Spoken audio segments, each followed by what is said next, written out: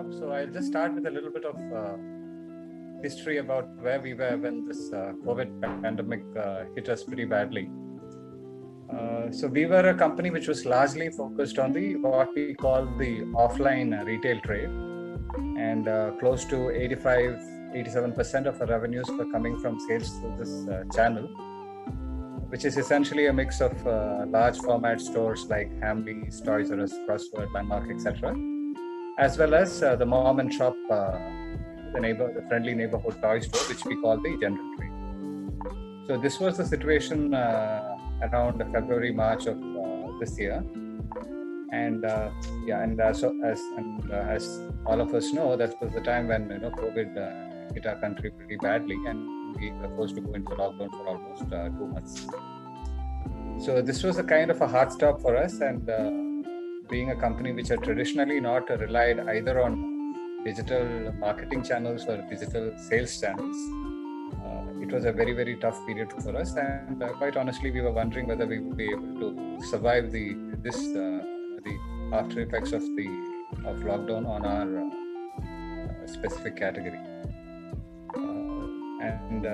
this was around the time when I was introduced to Nirav and ADDA, and initially it started off as a bunch of phone calls, and we spent a fair amount of time talking to each other, fairly informal conversations, but Nirav did have an understanding of what is it that we were going through and what is it that was broadly required for us to get out of the woods. And it was almost like a godsend for us, because to be quite honest, it was the confidence that Nirav gave me at this particular point in time, which has helped us travel this 7-8 months of almost to the extent, I would even call it a reimagining of our business, and